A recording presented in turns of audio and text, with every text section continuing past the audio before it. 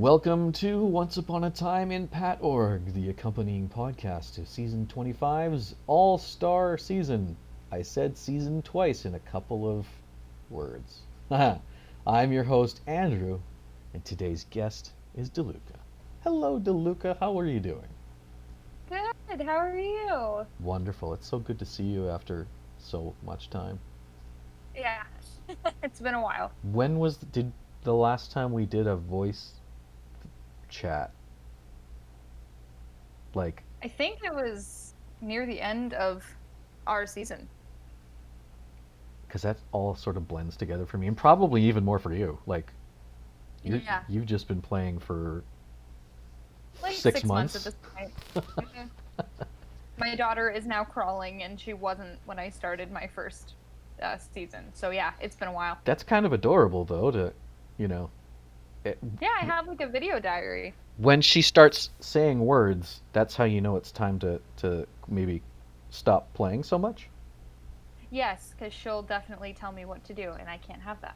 Her first words will be Survivor. Or PatORG. Yeah, unfortunately. So let's jump right into this. Your preseason expectations. Who did you expect to see on this season, from your season or otherwise? And uh, who did you think could be allies versus people you might be in trouble with? So I had a feeling that probably Chris, Gabe, Talia would be on the season based on their play style. But I also thought that maybe Chase would make an appearance because I know that he had to leave early in the last season, so I thought maybe he would make a comeback. And also, just for the bit, I thought maybe Mars would be on this season, but obviously that didn't happen. Um, but beyond that, the only seasons that I had spectated was the one prior to mine, and I assumed that B, maybe Marcus, and maybe Daniel and Joe would be on. I didn't realize that winners would be on the season, but I didn't expect Clara to be on the season at all.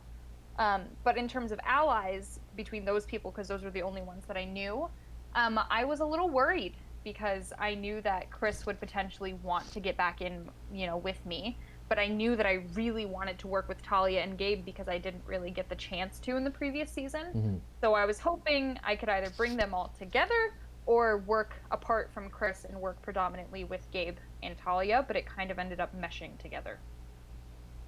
Yeah, and we kind of saw a lot of that struggle, I think, with all four of you trying to figure out whether or not that was going to be a good idea. Especially with Gabe. Yeah, yeah. Um, what can you give us a sort of quick recap of your original game, like what happened with you and I? Oh boy. Okay. It doesn't need to be quick. I'll I try mean, you my can do best. it as long as much as you need to. I'll try my best. I mean, it's all really a blur for me. Like I have a really hard time remembering like what vote out is which and yada yada, but I'll try. So I remember coming into it, and the first people that I talked to were Danny, Amoya, Chris, and Chase, I believe. And basically, what ended up happening is Chase said that I wanted to get Chris out when I didn't. So then that caused a rift between Chris and I. And then Chris came to me and said he was sorry because he thought that I had said that, but I didn't. So then that's how Chris and I got close because we realized that Chase had lied. So I kind of stuck with Chris from that point on, and then we got swapped together and ended up at merged together. So that's how the duo thing kind of happened. Hmm. But in terms of my play style in my first game, I'd say that I played a very emotional game because I was so new to everything. I was so excited. And I wanted genuinely to get to know everybody as much as possible. One, because I wanted to potentially make friends from this, but two, I wanted to use that against them later in the game. I'm not Right. going to lie. Like, did I really want to know what someone's mom's name was and where she went to college? No, I don't care. But did it help me in the game? Yeah, because people felt connected to me because I kind of broke down their walls. And that's how I started, with my first season. And then I got to merge, or not merge, when we swapped. Hmm. That's when I met you, and we kind of connected on an out of game level, and Yeah. that to me was one of the coolest parts of the game because the whole Survivor theme song thing, which will happen at some point. It will. um it has to, but I think that I felt so safe with you and with Chris that really helped me going forward into the merge. And then we get to merge, and the rest is kind of a blur. But I'd say quick recap of my game is I just played a very, very emotional game and kind of threw strategy to the wayside. But my social game ended up becoming my strategy, which I didn't realize could happen until the very end. So I hope that's a good enough recap. Of course it is. How do you feel about? I know it. Like we've been saying, it's all one big blur because you've been playing pretty much nonstop, except for like a short little break. How do you feel this was compared to that season? Like, what's the similarities or big differences between the two? Was it because this season was not as good because I wasn't there? I'm kidding. I'm kidding. I mean, honestly, no, but you're right. The one thing that I mentioned in my confessionals in the very beginning of this season is that the heart just was gone. It felt like. I know that sounds so cheesy, but like people, I think people were afraid of me because they knew how I played last season. They knew that I played an emotional and somewhat manipulative game. So I think people were worried about opening up to me and really talking to me. And with you on my season, like we hit it off immediately. You weren't scared of breaking down the walls and like talking to me person to person rather than player to player. And I think that was a huge part of what kind of broke my game this season is that people weren't giving that to me, and that made me less likely to want to reach out, less likely to want to make moves, because for me that part of the game is probably the most important to me, is making connections, making friends. And I didn't really get that this season. People were so hesitant and so cold in the beginning, and I don't think that ever fully went away. There were a couple of people like Nelson that I really did build that emotional connection with, Gabe and Talia as well, but I already had that from them. Right. But in terms of this season, the only person that I really made like an out of game connection with, I think, would be Nelson. So that was definitely different for me, is that people just weren't as excited and they were more serious. They didn't see it as a game, they saw it as like a lifestyle, you know? Yeah, I think even coming from my perspective too, it felt like everyone had an expectation of wanting to go far and wanting to right the wrongs of their previous seasons, and felt more like they had to. Everyone had high expectations of what they expected of themselves.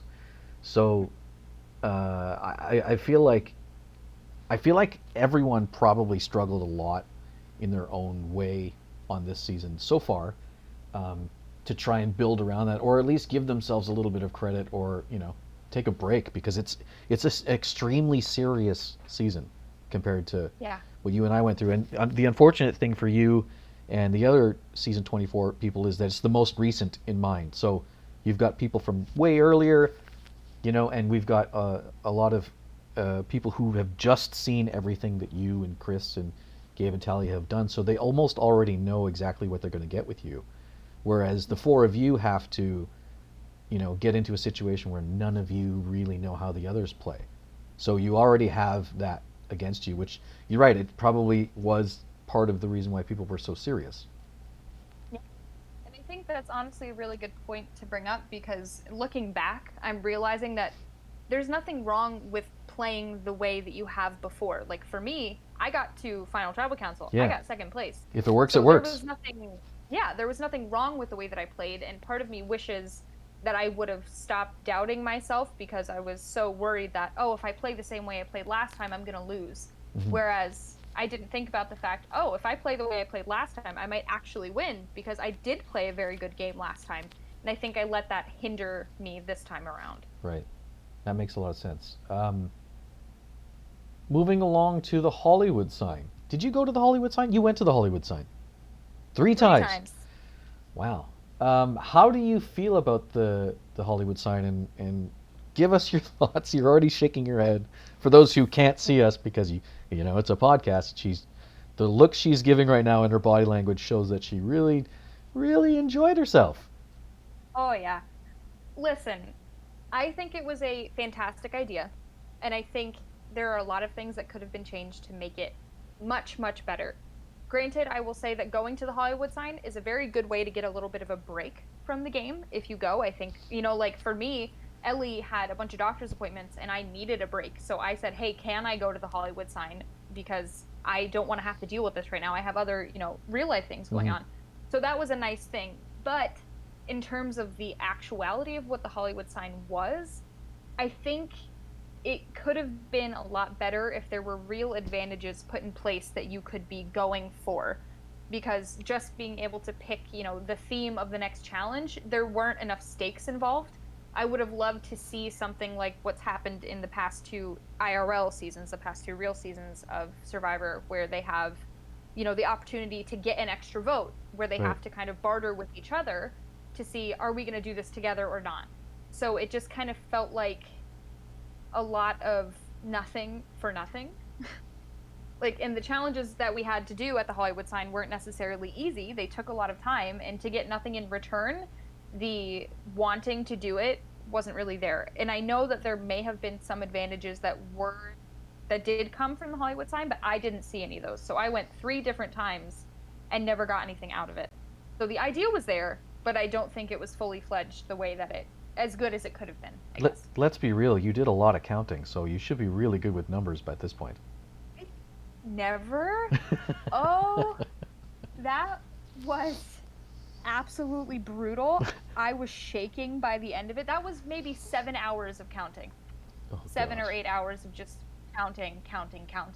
But that's what I mean, is that we were doing that with the anticipation that there might not even be anything at the end of this. Mm-hmm. So I think we would have been more inclined to really want to finish it and do it if we knew that there was something coming after it, but there was no guarantee. Well, maybe the counting was like the previous 2 seasons of Real Survivor, where they're walking up the hill as they get to know each other. Maybe that's what the counting was supposed to be. Yeah, and I think Peter and I wanted to wring each other's necks by the end of it, so it didn't really work. Run us through your pre-jury game in as much detail as you want to, and how you think you were set up to enter the merge. Oh boy. All right. Well, I started on MGM, which just did not work in my favor. We lost almost every single challenge. Mm-hmm. Sarah said that she had a curse on her for losing challenges, and I believe her now. We just kept losing, and I remember initially I didn't know if Gabe was going to trust me at all, so I was worried to work with him, but I knew that Gabe was my only option in terms of who do I already know, who could I potentially build something with. So luckily, Gabe ended up hitting it off with Sarah, and I ended up getting in kind of good with Peter and Stanley, so we made a group of 5, which I thought was great until I found the idol, and Caleb took it upon himself to tank my game and tell everybody that he thought I found the idol, which I genuinely don't know how he knew, because I never said anything to him, but he said that he saw me in the server and just assumed that I had it, and then Peter told me that he had told Caleb that he assumed that I had it. And the worst part about it is I was going to tell the 5 that I had the idol after Tribal Council, because I didn't want any funny business going on, but that was genuinely my intention. But then I had to go to them after Tribal and say, yeah, Caleb was right, but I was going to tell you guys, who's going to believe me? Yeah. After, you know what I mean? They're going to think I'm just covering my butt, which I wasn't. I was planning on telling them. But that made Sarah very weary of me. And then I found out that Sarah had been kind of going for me because of the idol at the Hollywood sign when I was with Peter. So it's a whole convoluted situation, but that was the start of MGM. Then we swap, and I lose Gabe, Sarah, and Stanley to the other side. I end up with Peter. Peter and I make a much closer relationship, which was good, but then I'm swapped with Chris, and this is kind of where the whole shebang happens, where people start associating me with Chris again. But Chris took it upon himself to come to me and dump all of the information that he had on everybody on that side to me. So I said, okay, this is great for my game. I'm getting information, but I was definitely closer with Peter at that point.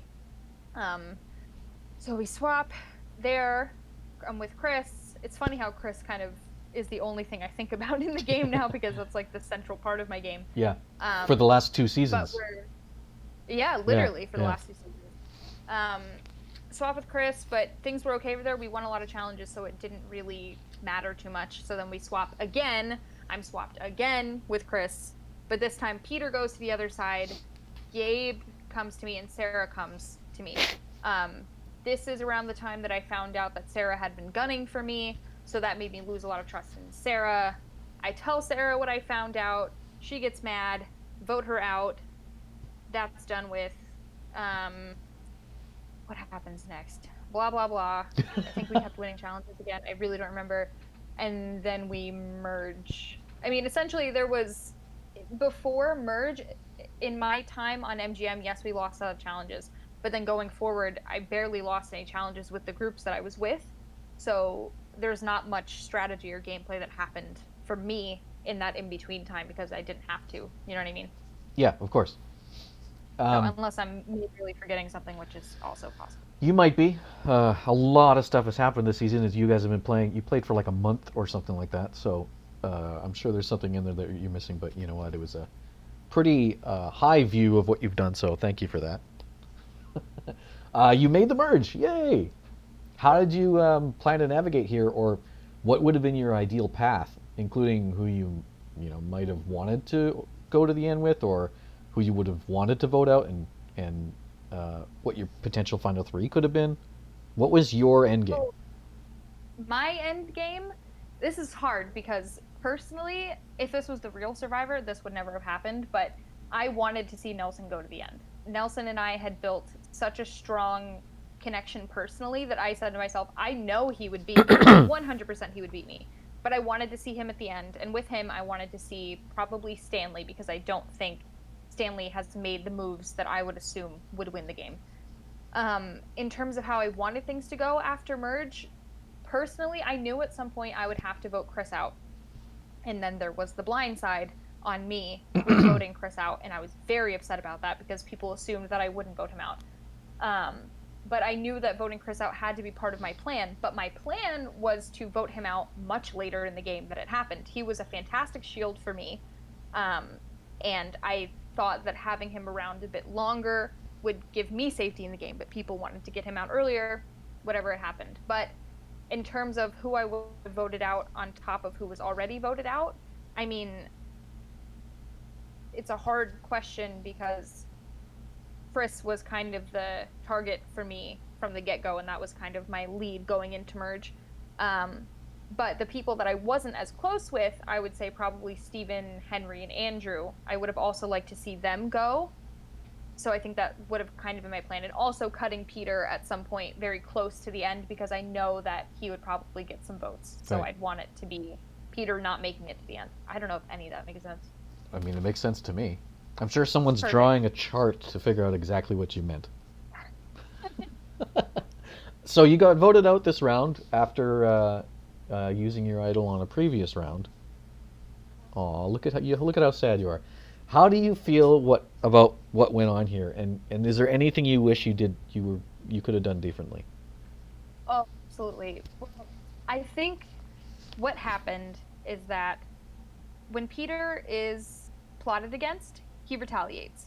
He does not think future, he thinks right now. Mm-hmm. Who am I upset with right now? Who needs to go right now? He's very short-sighted in his thinking. Um, and I just didn't take that into consideration because Peter was going for Gabe, and I didn't want to go for Gabe. I feel closer to Gabe than I do to Peter, even though he blindsided me. It's just Gabe and I have a different connection than Peter and I do. So I think what could have helped me in that situation is Peter had asked me, do you think I'm going too far in trying to vote out Gabe here? And I should have gone to him and said, I think that it might be better to go for a Steven or a Henry vote here. That's what I would have done differently, is just try to change Peter's course rather than trying to actively go against him. Because especially since Nelson had immunity, I was the only other target left on that path that he could get everybody to go to. And I knew that Henry did not like me. He has made it very clear that he doesn't like me. So I think that going to Gabe and Talia with the information that Peter wanted to vote Gabe out, they went to AHS, which is Andrew, Henry, Steven. And one of those three, I'm assuming Henry, went to Peter and said, hey, DeLuca doesn't want to do what you want to do. Let's vote her out. That's what I see happened. So I think if I could go back, I should have just tried to sway Peter a little more gently rather than directly going against him. And that makes sense, especially if you're feeling it and knowing how hard Peter would play that. Placating him to go the way you want him to instead of like feeling like you have to force him to do something makes a lot of sense, especially with how touchy you feel like he could be. And I kind of think part of me was ready to go almost. So I think part of me was like, okay, this is either going to really work in my favor or it's really not. And I'm kind of at peace with either option. It wasn't a conscious decision saying like, oh, I want to get voted out so I can be done with the game. But I think in my heart of hearts, I could tell that I was getting a little spent and a little burnt out with the game. So I was like, okay, well, I'm gonna try to make a big move, and it might blow up in my face, and it did. Right, and you were probably thinking like, how much longer can I really do this? If this doesn't work, I'm happy with where I got. Exactly. So let's switch gears and stay with the happy then. Ooh. Are there any proud moments in your game, or any regrets you have? I mean, the regrets we'll leave till later. Let's stick with the happy. Stick with the happy. I'm gonna. Can you still hear me? Yeah, yeah, of course. I'm gonna look at my confessional to make it a little easier for me to remember what I did. In terms of things that I'm proud of, I think the Sarah vote is one that I'm pretty proud of because I'm not the type to go to someone and be confrontational. And I was able to go to Sarah and say, hey, I know what you did and I want you out. And then I got the numbers to get her out. That's not something that you would have seen me doing on my last season. Right. That's not my type of gameplay. I'm not a confrontational person. So I think that the Sarah vote was good for me. I also think that my ability to keep the target off of Nelson and I, people didn't think we were a duo until very recently, but we have been working together very closely for a while. He was basically acting as my confessional. So I think getting in with someone else who has an idol was a good move on my part because he wouldn't use it against me. He also wouldn't use it for me, but that's another thing. But I was proud of that, and I think I was just proud of myself for being a bit more gutsy this time around. It might not seem that way, but I didn't directly go with Chris on every move he wanted to make. I didn't directly go with Peter on every move he wanted to make. Like, I made it clear what I wanted, and I didn't just flop on every vote. Mm-hmm. So I guess that's that. Good for you. Is there anything you wish you could have done, like any regrets that you have from your season that you just feel weird about? I mean, it's hard to say because I could say, oh, working with Chris is a regret, but it's not a regret for me because it wouldn't have made sense for me not to play with him. And also, Chris is a great friend of mine. Like, I'm not gonna bash him and say, oh, I should have never worked with him. He's a terrible person. Like, that's not who I am. So I think in terms of regrets, I think I just regret doubting myself so much this season. I regret not trying to get to know people more. Last season I talked to every single person in the game. And even if I didn't think they were working with me, I still made an effort to go to them every day, say good morning, good night, and talk to them about how's your day going, yada yada, to get in close with them so they'd be less likely to vote me out. This season, there were like 4 people that I think I spoke a total of 10 sentences to. I didn't have the same gumption as I did in my previous season to get people to want to work with me and not want to vote me out. So I think that's my regret. That makes a lot of sense. I understand that. It's a lot easier in a big season too, to not talk to everyone, especially when there's lots of swaps and there's the Hollywood sign, and it's easy to lose track with all 23 other people. Yep. Yeah. So having made the merge, you are also a juror and will contribute to deciding the winner of the game. So, based on who's left, could you give us a ranking of, the people in who you would most likely think are going to win, or make final tribal council, or both? Who do you see as a final 3 or final 2 and winning? Considering Nelson didn't win immunity this time around, he'll probably play his idol here if they're going for him, which would put Nelson going forward. In my mind, if Nelson can somehow move this vote to where he doesn't have to play his idol here, he goes to final tribal council 100%. He's a challenge beast. He'll have an idol that at least, if he doesn't play it this round, that at least gets him to final 7. He can bang out challenges. There's that. I think there's a high probability of someone like Stanley making it to the end because Stanley has not made any big moves this entire game, and I see people wanting to take Stanley along as a easy person that people won't vote for. I think Gabe and Talia both have an okay chance. If Nelson plays his idol here, I think that either Gabe or Talia is going to be going home unless something changes. But I see Talia having a little bit of a better chance of getting to the end than Gabe, just by way of Talia's strange ability to get people not to vote for her. I don't know how she does it, but it works.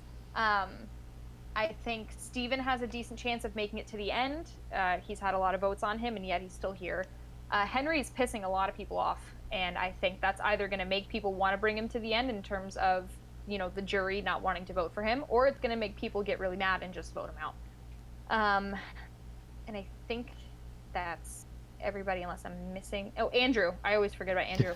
I think Andrew has a chance at getting to the end, but I think that he's double-crossed so many people that either means he's going to go very soon or he'll get to the end because people won't see him as a threat with the jury. Can I say something interesting about Andrew? So as a spec, I muted everyone's spam channels because it's all you guys doing all your stuff. And at some point, I muted Andrew's like regular confessional channel, and I didn't realize it until like last week. So for me, I was like, why do I never hear from him? Oh my God, I've got like 200 messages to catch up on. So you're not the only one that forgets about Andrew. I'm so sorry, Andrew. Hey, Andrew. Sorry. So we're at the end of the interview already. It's been 25 minutes. Do you have any other final thoughts about your PatORG experience? Where you see yourself after a potential forever break? Do you think you'll ever play again outside of PatORG? And what's the future look like for you? I don't think I will ever play a PatORG Survivor again. Just by way of too many people know me, too many people know my play style. Even if it's 3 years from now, people might still go, oh, I remember DeLuca. I remember spectating DeLuca. I don't want to have to deal with that anymore. There's a lot of, in a weird way, negativity tied to my experience in PatORG. Not that I didn't like it or not that I didn't have fun, but I think I would need to try something different, like maybe like a Hunger Games orgy or something like that instead of a Survivor one. But I think it's going to be a long time until I do one again, especially because, my daughter, she's getting to that locomotive point. Mm-hmm. She doesn't want me to not have my hands on her at all times, and I want to spend this time with her as much as I can. This time is going so fast, and I didn't realize how much ORGs take time from me until now that she's a little bigger and has more personality. She's not just a, sitting baby not doing anything. Yeah. So I don't think I would do a PatORG again, but I would definitely spectate a lot of them. And if there was ever, a season with like a mentor kind of thing, I know that they've done that on a Survivor season before. Mm-hmm. I would be down to do that because I'm not having to do the social thing. I'm more so just mentoring people, which I think is more along the lines of what I'd want. That's a great idea. I like that. Patrick, I Right? hope you're listening. Sign us up for better that. do it. We'll both be in there. Come on, sign us up. Well, we're at the end of our interview. It's been a pleasure talking to you. It's always good to see you. I'm glad we were on video. Yay! Here, I'll bring you upstairs so you can see the baby. Ooh. But we are at the end of our interview, so Yeah. I will say, good interview. I'm just gonna say, take some time, enjoy Ponderosa. I will. Thank you to everyone for tuning in. I hope you all have a good afternoon, good evening, and good night.